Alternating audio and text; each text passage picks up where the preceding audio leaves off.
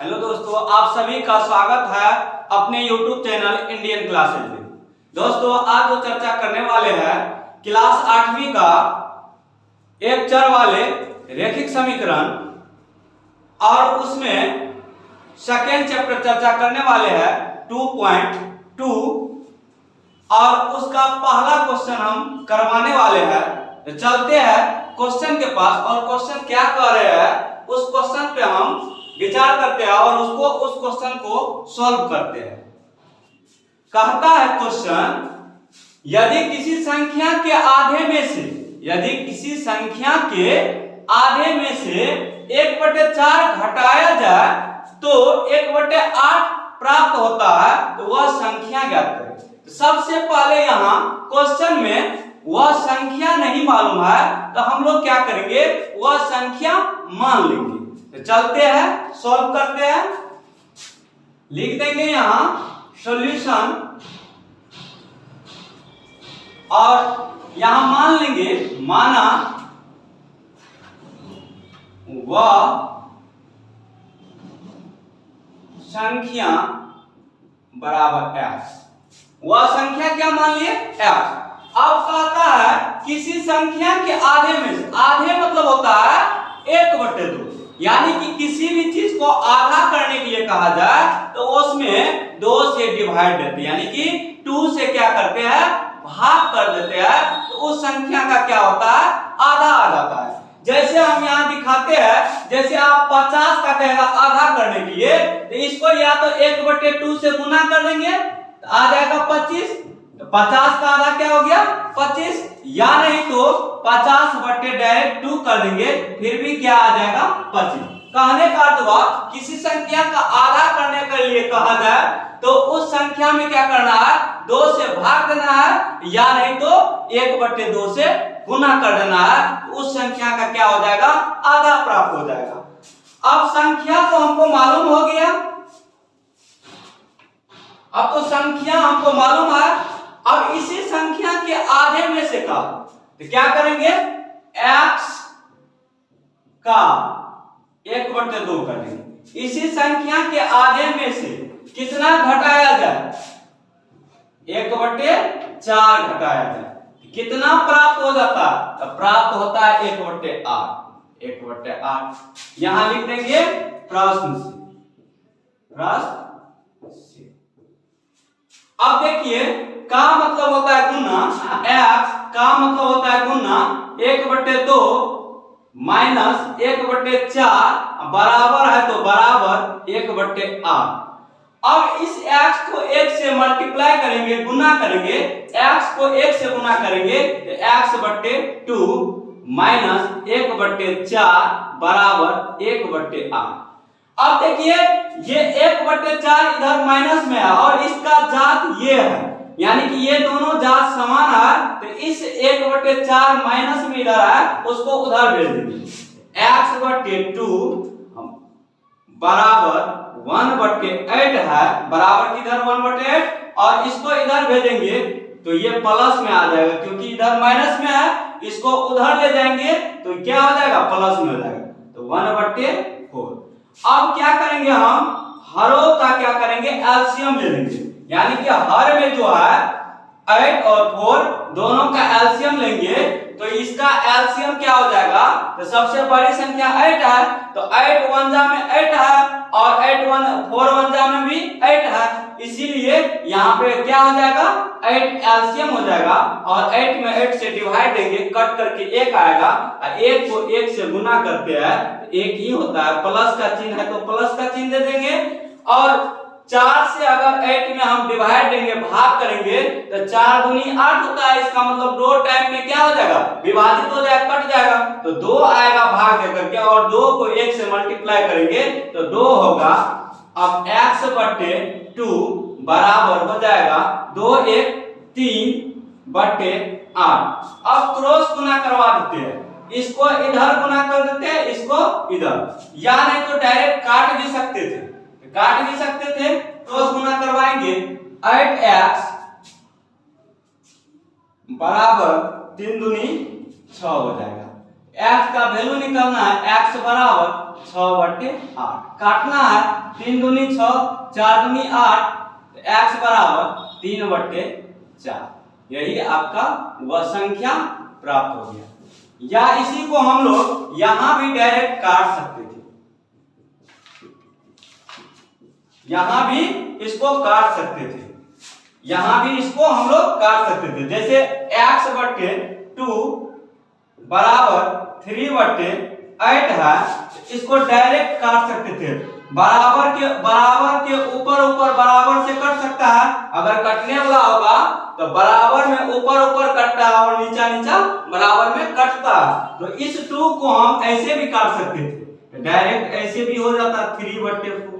वही मान यहाँ भी आया है, वही मान यहाँ भी आया। आप चाहे तो यहाँ भी काट सकते हैं। 2 को यहाँ 8 से 2 से यहाँ 8 को डिवाइड करके काट सकते हैं। 2 से काटेंगे 4 हो जाएगा, यानी कि x बराबर 3/4 हो जाएगा। यही वैल्यू या तो क्रॉस गुना करके निकाल लीजिए या नहीं तो ऐसे डायरेक्ट काट करके आप आंसर निकाल लीजिए। तो चलते हैं नेक्स्ट क्वेश्चन के पास। और सेकंड नंबर क्वेश्चन कहता है यदि किसी आयत की लंबाई और चौड़ाई का अंतर, यानी कि किसी आयत की लंबाई और चौड़ाई का अंतर 5 मीटर हो और परिमिति यानी कि 110 मीटर हो, तो आयत की लंबाई और चौड़ाई का क्या कहा क्वेश्चन? यदि किसी आयत की लंबाई और चौड़ाई का अंतर 5 मीटर हो और परिमिति यानी कि परिमाप 110 मीटर हो, तो आयत की लंबाई एवं चौड़ाई का। सबसे पहले देखते हैं हम इस क्वेश्चन को सॉल्व करेंगे। तो लिखेंगे यहां सॉल्यूशन और सबसे पहले एक आयत बना लेंगे।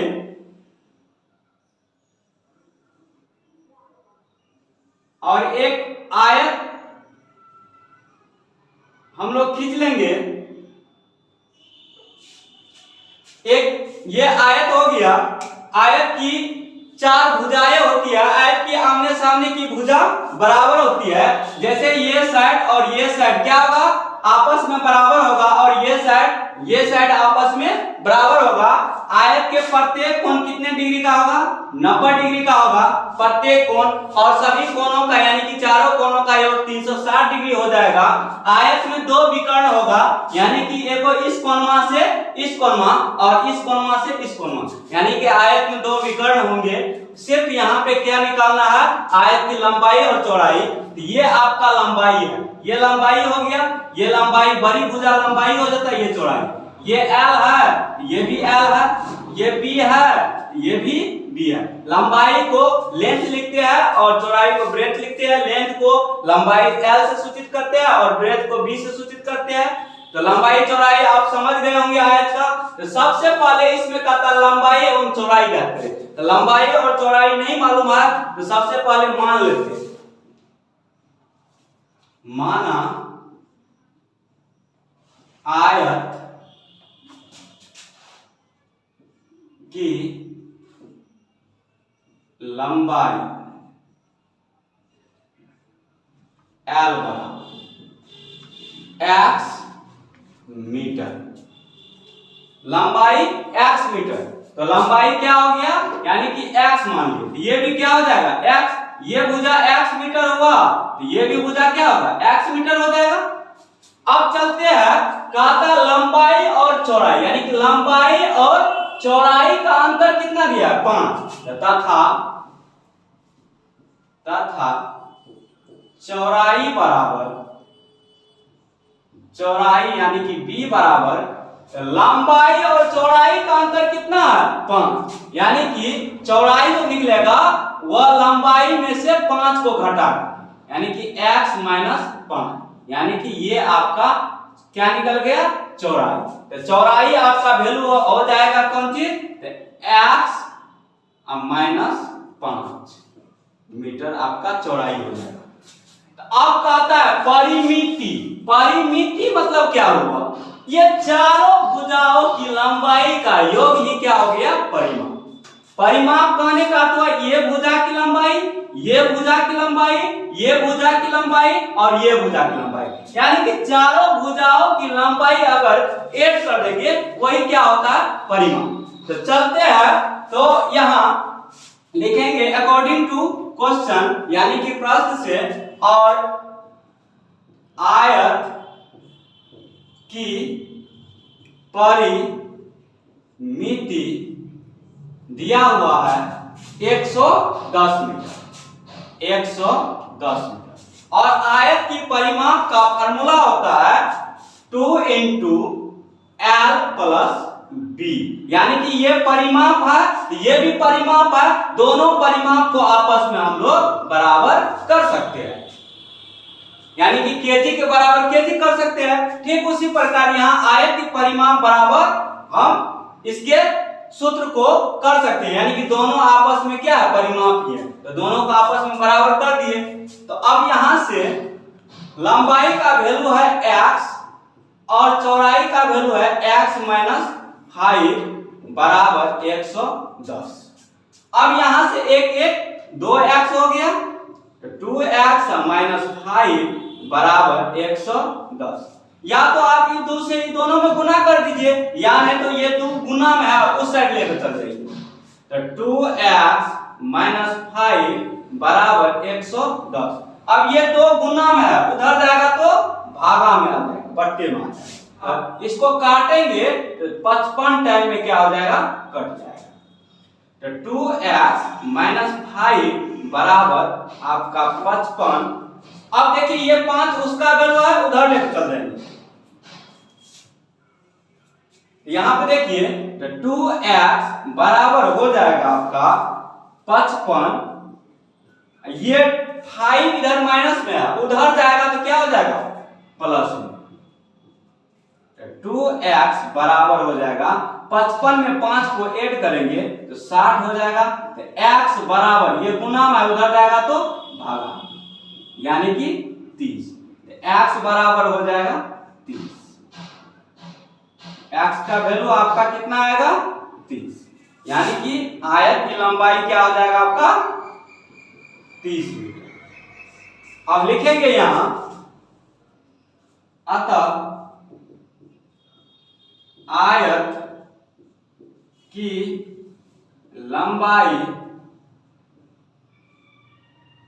L बराबर 30 मीटर तथा चौड़ाई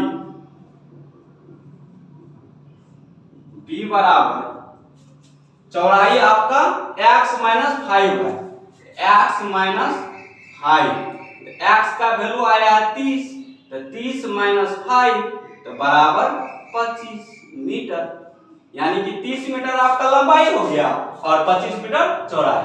आपका ये जो वैल्यू निकल करके आया है, इसका वैल्यू आ गया आपका कितना 30 मीटर, और इसका जो वैल्यू आया है निकल करके वो 25 मीटर सोता है। और दोनों को बैठाइए परिमाप के फार्मूला को, लंबाई और चौड़ाई को, तो आपका परिमाप यही आ जाएगा।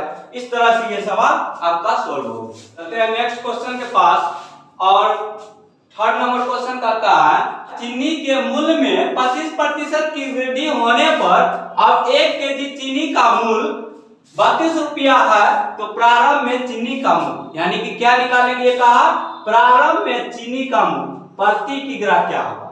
तो सबसे पहले प्रारंभ में चीनी का मूल्य नहीं मालूम है, तो हम लोग क्या करेंगे, मान लेंगे। तो यहां लिखेंगे सॉल्यूशन और लिख देंगे माना प्रारंभ